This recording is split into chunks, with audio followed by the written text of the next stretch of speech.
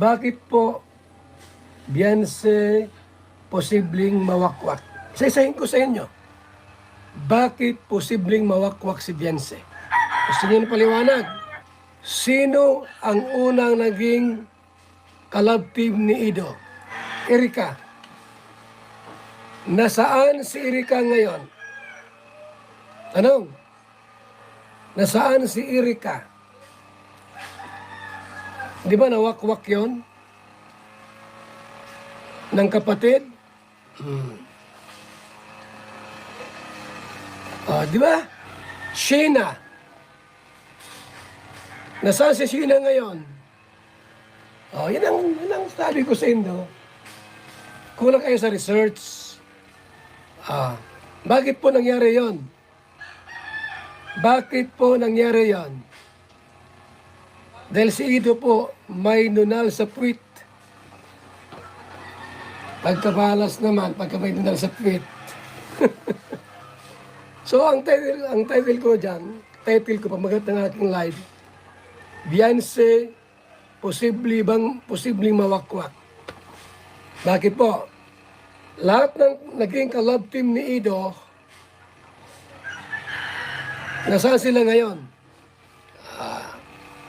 Sinasabi ko sa inyo ay, parang may sumpa si Papa Ido. Pagkamalas naman ang mga kalab team ni Papa Ido, nawawala. Ngayon si Beyonce medyo ganun. Kaya ang tanong ko nga po, posible bang mawakwak si Beyonce? Posible. Kasi mga naging kalab team ni Papa Ido, nawakwak. Rina, nawakwak. Erika, nawakwak din po ng kapatid. Sheena, nasa si Sheena ngayon, nawakwak din. Grabe mga ka-Erts, mukhang may panibagong intriga na naman na yayanig sa mundo ng Kalinggap. Ang usap-usapan ngayon, Beyonce, posibleng mawakwak na ba? At mas lalong uminit ang isyu nang may kumpara siya sa nangyari noon kay Erika, na ayon mismo sa mga lumabas na kwento, ay nagkaroon ng matinding pagbabago hanggang sa tuluyang mawalay sa dati niyang kinalalagyan. Sa thumbnail pa lang mga idol, ramdam mo na agad ang bigat, makapangyarihang sponsors. Sino siya? Ibig sabihin, hindi lang ito simpleng tampuhan o misunderstanding, may mas malalim na dahilan na posibleng nasa likod ng lahat. At alam naman natin sa mundo ng content creation, lalo na sa mga love teams, kapag may pumasok na impluwensya mula sa labas, doon na nagsisimula ang komplikasyon. Ngayon, ang mas lalong nakakapagbigay ng kaba sa fans, may kutob na raw mismo ang founder na si Kuya Val.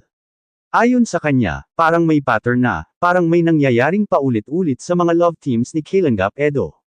Hindi raw nagtatagal, laging may bigla ang pagbabago. At ngayon, si Beyonce na naman ang nasa sentro ng usapan.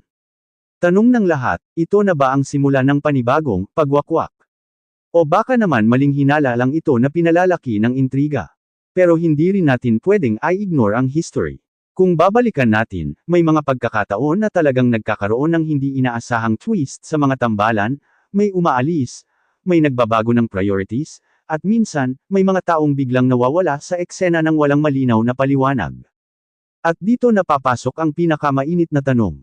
May makapangyarihang sponsor nga bang involved? May nagdidikta ba sa direksyon ng isang love team? O baka naman personal choice lang talaga ni Beyonce kung sakaling may mangyaring pagbabago? Sa totoo lang mga idol, mahirap mag-conclude agad, pero hindi rin maiiwasan na mag-isip ang fans lalo na kung may mga napapansin silang kakaiba, pagbabago sa kilos, sa aura, o sa pakikitungo. Kaya sa segment na ito, sisimulan nating himayin ang bawat detalye, dahil kung may katotohanan man dito, siguradong isa ito sa pinakamalaking revelation sa Kalinggap community. Mga ka-Erts, dito na tayo mas lalalim. Kasi kung pagbabasehan natin ang mga sinabi at kutob ni Kuya Val, parang hindi na ito isolated case, kundi isang paulit-ulit na pattern na nangyayari sa mga love teams ni Kalinggap Edo. At kapag may pattern na, hindi na basta chismis lang yan, may pinanggagalingan na yan. Balikan natin mga idol, hindi ito ang unang beses na may tambalan na umusbong, kiniligan, sinuportahan, pero sa huli, nagkaroon ng pagbabago. May mga pagkakataon na sa simula, solid ang samahan, todo suporta ang fans, tuloy-tuloy ang projects, at ramdam mo yung connection.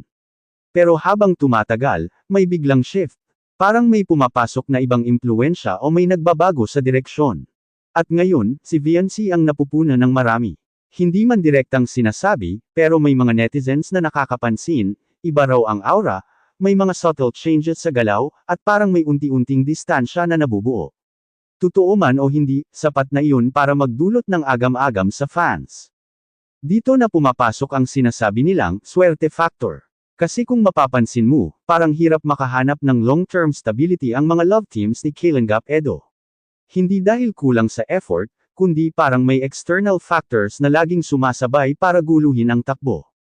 At hindi natin may kakaila, kapag usapang sponsors na, ibang level na yan. Hindi lang basta suporta, minsan may kasamang impluensya, expectations, o direksyon na gustong mangyari.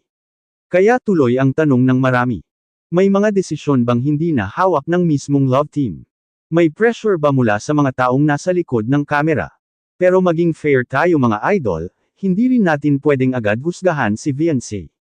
Posible rin na kung may pagbabago man, parte lang ito ng personal growth niya. Tandaan natin, hindi habang buhay pareho ang takbo ng isip at damdamin ng isang tao. Ang nakakatakot lang dito, kung totoo nga ang pattern na sinasabi ni Kuya Val, ibig sabihin, may posibilidad na maulit ang nangyari noon. At kung mangyari yon, hindi lang si VNC ang maaapektuhan, kundi pati fans, supporters, at buong community na sumusubaybay. Kaya habang maaga pa, nagmamasid na ang lahat. Bawat kilos, bawat eksena, binibigyan ng kahulugan. Dahil sa mundong ito ng love teams, minsan isang maliit na pagbabago lang, pwedeng magdulot ng malaking twist. Mga ka-erts, ito na ang pinakamainit at pinaka-controversial na parte ng usapan. Kasi kung pag-uusapan na natin ang makapangyarihang sponsors, hindi na ito simpleng suporta lang, posibleng may mas malalim na impluensya na kayang baguhin ang takbo ng isang love team. Alam naman natin, sa mundo ng vlogging at content creation, mahalaga ang sponsors. Sila ang nagbibigay ng tulong, projects, at opportunities.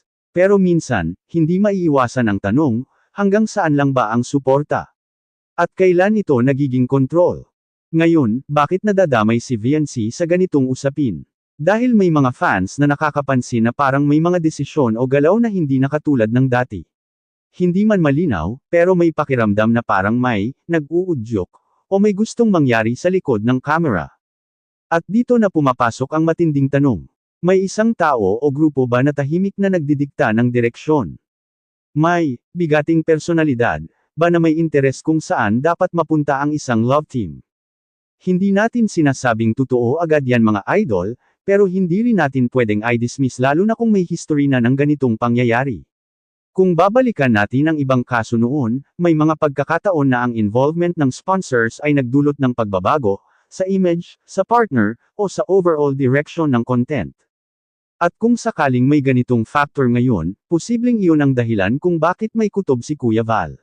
Bilang founder, mas malawak ang nakikita niya, hindi lang sa harap ng camera, kundi pati sa likod nito. Kaya kung may nararamdaman siyang kakaiba, hindi yun basta-basta. Pero eto ang pinaka-importante, wala pang malinaw na ebidensya.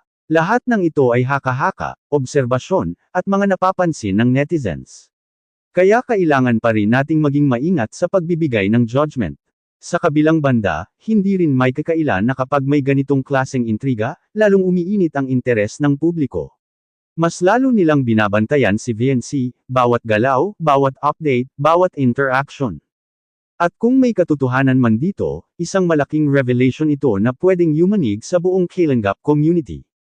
Mga ka-erts, kung sakaling may katotohanan ang mga napapansin at usap-usapan ngayon, hindi lang ito simpleng pagbabago, posibleng isang malaking turning point ito sa journey ni VNC at sa buong Kalingap community. Unang-una, pag-usapan natin ang posibleng mangyari kay VNC. Kung totoo man na may external influence o may bagong direksyon na tinatahak, pwedeng magkaroon ng tatlong senaryo. Una, unti-unting paglayo, hindi biglaan, pero mararamdaman ng fans. Mabawas ang exposure, maging iba ang interaction, hanggang sa dumating sa puntong hindi na katulad ng dati ang tambalan. Pangalawa, bigla ang pagbabago. Ito yung tipong isang araw, may announcement, bagong direction, bagong setup, o kaya'y unexpected na desisyon. Ito ang kadalasang nagugulat ang fans. Pangatlo, walang mangyari. Posible rin na lahat ng ito ay haka-haka lang, at sa huli, mas tumibe pa ang samahan. Minsan kasi, ang intriga ang lalong nagdudulot ng pagkakaisa. Pero kahit alin pa dyan ang mangyari, isang bagay ang sigurado, malaki ang epekto nito sa fans. Mga ka-Erts, alam natin kung gaano ka-invested ang supporter sa bawat love team. Hindi lang ito basta panunood, may emosyon, may oras, may suporta.